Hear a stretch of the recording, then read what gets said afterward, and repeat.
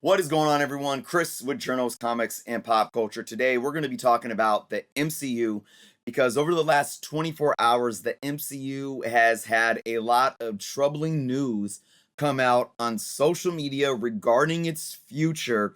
And is it time to officially panic? And I'm also going to talk a little bit at the end about what this might mean for those that are investing or collecting comics based on MCU speculation. If you aren't subscribed to the channel, folks, please take some time to do so. Check out all the links in the description below, including the link to today's sponsor, SpiderDudeComics.com. And before we get into the topic of discussion, I'm going to break for less than 60 seconds to thank and shout out Spider Dude Comics. Today's video was sponsored by my good friends over at Spider Dude Comics. You can check out their links in the description below. You guys can save 10% off of any order by using the code JOURNOS10. This code never expires. And also, if they have any other promotions going on their website, you can always piggyback the JOURNOS10 to get that extra 10% off as well. You can search by Marvel or DC or certain ages like Silver to Golden, or your favorite characters like mine, Spider-Man. You guys could see a little bit of what they got going on here. Again, Silver Age to modern books. Stuff is extremely well priced. If you know me by now, you know that I only push those that I truly support and that I truly believe in. So again, guys, go check out SpiderDudeComics.com. You can also follow them on Instagram, and you can check out their YouTube channel by finding their link in the description below or finding their YouTube link on their website. All right, everyone. So let's get into this. If you've been on social media over the last 24 to 48 hours, you're seeing it on Instagram, you're seeing it on Facebook, you're seeing it everywhere. The MCU is doomed, apparently. Now, this is what I want to say before I even get into this topic of discussion. We have to take everything we see on social media and the internet with a grain of salt, because the majority of sites and sources that you see out there are not official. They're not even, like a comicbook.com. I consider comicbook.com a reputable news source for pop culture and comic book entertainment, right?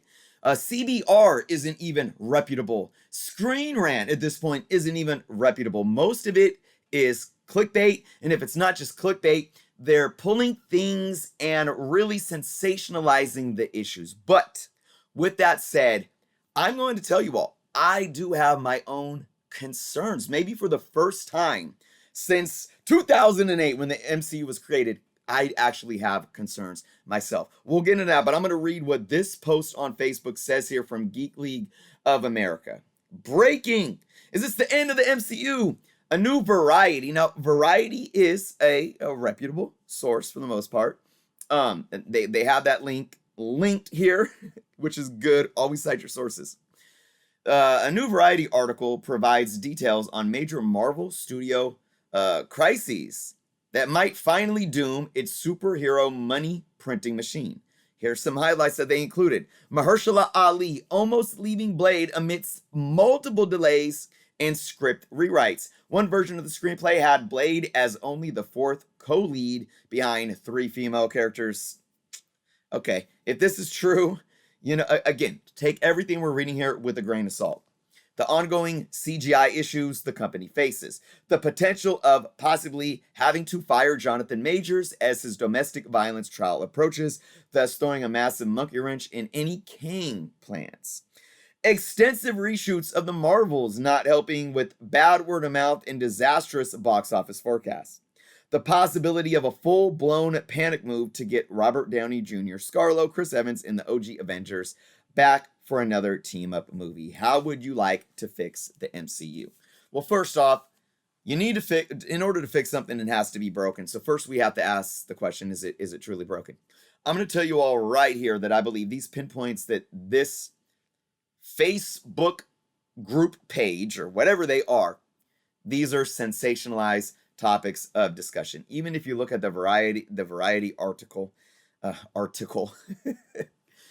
this is being, picked apart. Words are being pulled in every direction in order to sensationalize the issue. Let's go from, I'm not going to go top or bottom. I'm going to pick specific things out. Okay, I'm going to go straight to the CGI issues. First and foremost, The CGI is a non-issue in my humble opinion. We are so spoiled by modern day CGI that there are actually people complaining about CGI.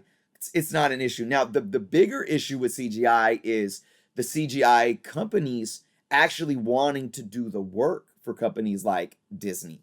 That's a bigger issue. But when it comes to CGI, I'm not even going to put that on the table. That is a non-issue. Anybody that cries on the internet thinking that, oh, what are they doing with the CGI? And I get it. We can have an opinion on it. But if it's really ruining the movie for you, you know, you probably were born, you know, after 1990. No offense to you all, but come on now. We're a little bit entitled there. Now let's move to the Jonathan Majors issues. This is definitely something where I feel Marvel Studios under Disney was shook up, and rightfully so. Look, you know, I'm not into the whole canceling of anybody before we have the right to do so justly. But at the same time, a company has to protect itself. And anytime there's allegations of you know, sexual misconduct or harassment or whatever, you know, anything regarding this nature, I as a company would absolutely take heed. It was their rights to kind of like pause some things, but so much has came to light, and I know this is a sensitive matter. So much has came to light to where even one of his accusers was actually charged. So, and he was said to be, there was no evidence. He was innocent. Now, I know there was something else where the judge was like, well, we need to go to trial. Now, I think that's more of an optic thing rather than a guilty thing. And we are in the land of innocent until proven guilty, quote unquote, supposedly, although it doesn't really work that way.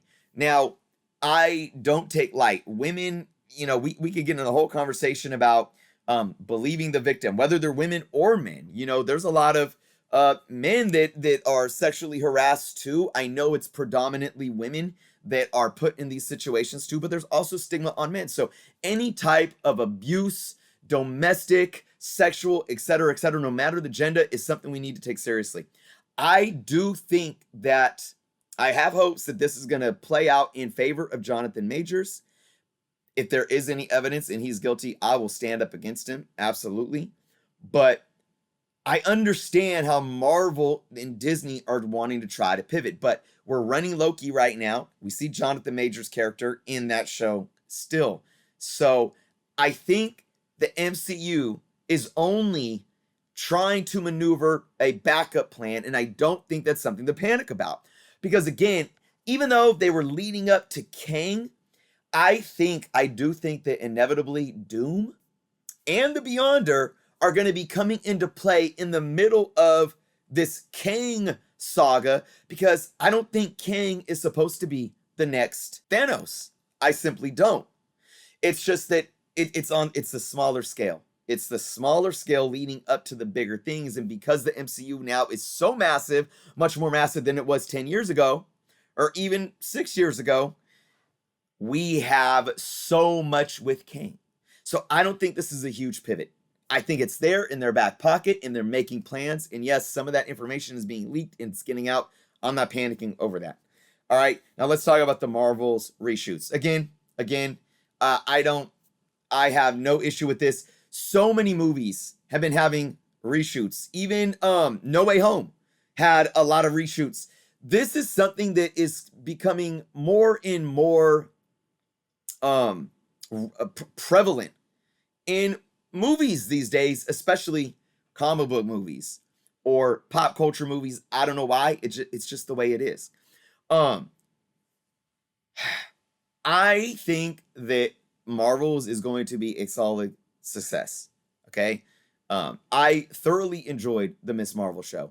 I know everyone's going to sit here and be like, well, the MCU isn't making stuff for me anymore. It's not all supposed to be for you. Now, remember when we had Captain America and Iron Man as the main characters in the main trilogies in the MCU?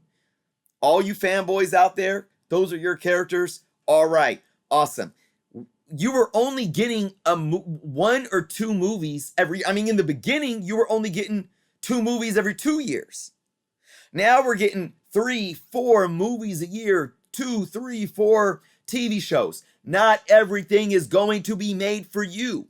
And again, my argument to that is when you walk into a comic book store on New Comic Book Day, do you really believe that all 100 new titles came out that day? You think they're all for you and that you need to read all of them, enjoy all of them, and if 1 or 2 of them aren't for you, you're going to throw a hissy fit? Come on, man. Chill. All right? Miss Marvel was made for kids. It was made for a different audience, and people that like different things can enjoy it like myself, but I understand that I'm not the target audience.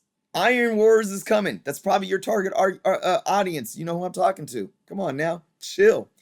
Blade is coming. But now, let's talk about Blade. Mahershala Ali, Prince Ali. Haro, for those that know, my folks. Anyways, this actually is concerning. This is a red flag for me. But this is more of a nuanced issue. This has a lot to do with COVID, I believe, getting in the way of things. But outside of that, I do feel like Marvel Studios, still under Feige, is dropping the ball when it comes to their writing team and what they're doing and looking at the process of these screenplays. We even saw, I can't think of his name off the top of my head. I apologize. I'm not a movie critic. So, you know, we had the Spider-Man trilogy director that was supposed to direct the Fantastic Four film bail out. We got writers having issues here, but you also had the writer strike. So you got COVID that pushes things back, okay? You got the writer strike that makes things a complete mess. Once again, you can't simply say, oh, the MCU is falling apart. These are related to other issues that aren't specifically related to Marvel Studios or Disney.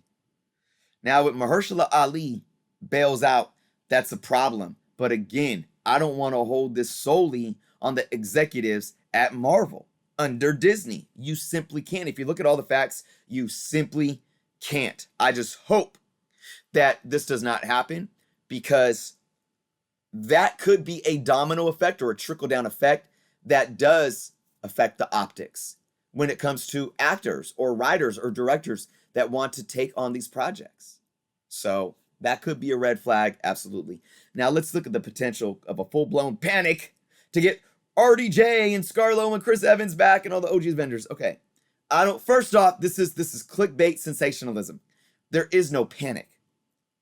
There's no panic at all. Why do you think Kevin Feige and team started incorporating the multiverse? How did he do it? Look at how he did it too. He started incorporating the multiverse when he knew that those original OG leads were going to be ending their tenure. Okay? I don't think this is a panic mode whatsoever. I believe it was the plan from the get. So you can actually do a multitude of things with the multiverse. You can still continue to work on your main universe, your prime universe, and introduce characters that we still haven't seen 15, 16 years into the MCU, like Fantastic Four and all the X-Men characters, and so many more cosmic characters, so many more horror characters, supernatural characters. You can continue to do that for 2 to 3 more decades. But at the same time, for those fans, for that target market, you can bring back Iron Man. You can have Riri and you can bring back Iron Man. You can have Sam and you can bring back Steve. Okay? You can have Elena, but you can bring back Scarlet Witch, excuse me. Scarlett Johansson, Natasha. And how do you do that? You don't bring back the old team. You recast. That's where you can recast. Is this a reboot? Absolutely not. We've already seen No Way Home do it by bringing Toby and Andrew in as multiversal Peter Parkers. They don't need to look the same. You know, we're probably going to have a different actor for Mr. Fantastic in the prime Fantastic Four movie. This is something that was planned. It is not a panic whatsoever. Now, I have one more piece before I sum this all up and add in a little concerns that I do have, like kind of like a cherry on top of concerns. I want to talk about numbers because people are going to get in the comment section are going to talk about numbers. For those that think Marvel movies and TV shows are bombing, my reply to that is everything in perspective. You know, people do this with sports, people do this with stats and numbers all the time. Data lies if you don't keep it in the proper context and perspective.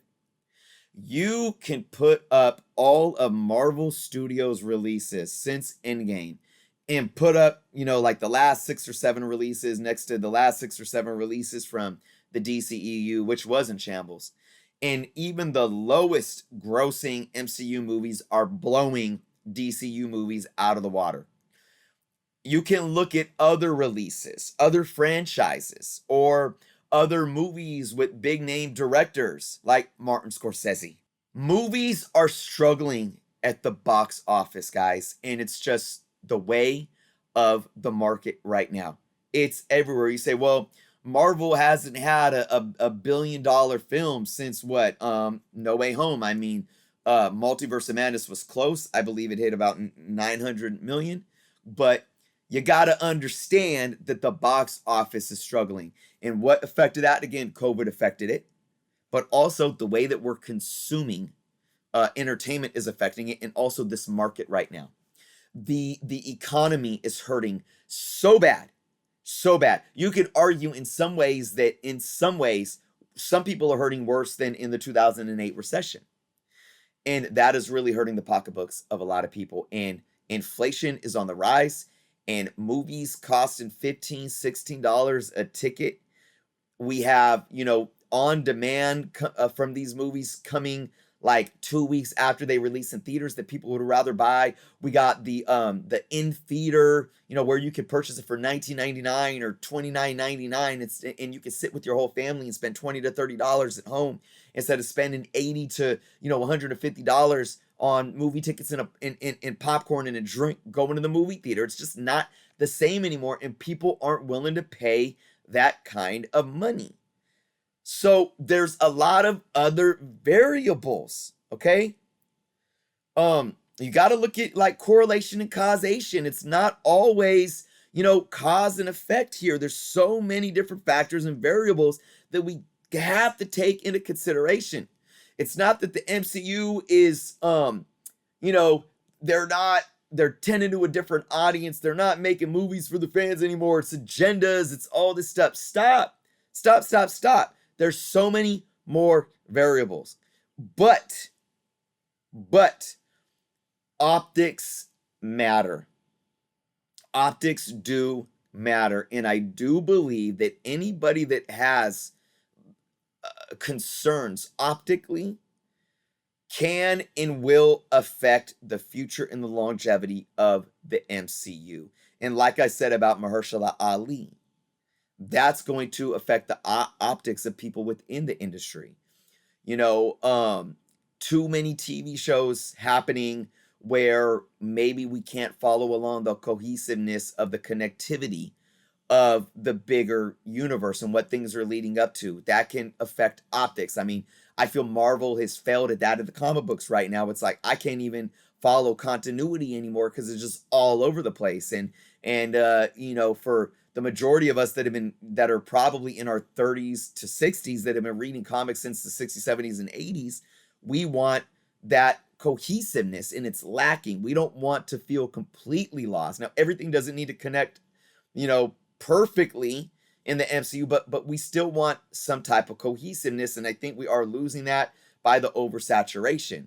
You know, but again, everything doesn't need to be made for you. So, do I have concerns? Yes, but they're really small, and it's a matter of reworking things. And I do believe that Kevin Feige is seeing these things and doing what he needs to do to plan for the future. I don't believe there is any real panic whatsoever. I'm looking forward to the Marvels movie.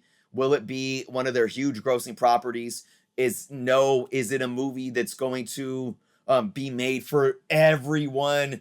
No. Are there going to be critics for their own reasons? Yes. Are there people that are going to be hating it and judging it without even seeing the movie? Yes. And to those people, I say, I ain't going to even say anything. Anyways, but I am not concerned in a major way for the MCU whatsoever. I have small concerns, but I have faith in Feige and I have faith in their team that they are going to continue to maneuver in the right direction in everything else outside of these being issues that, yes, it's going to affect the optics and we could sit and talk about them and have the conversations. But anything outside of that, truly, in my humble opinion, is sensationalism and it's an over-exaggeration of the problems that are going on and where the MCU is going.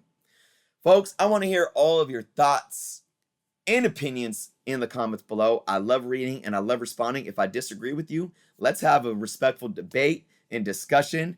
I am all for it. I love hearing differences of opinions. Be respectful as always. But again, thank you so much for watching. If you aren't subscribed, please do so. Click the notification bell to help the algorithms. If you like it, click the thumbs up. If you didn't like the video, click the thumbs down. It all matters.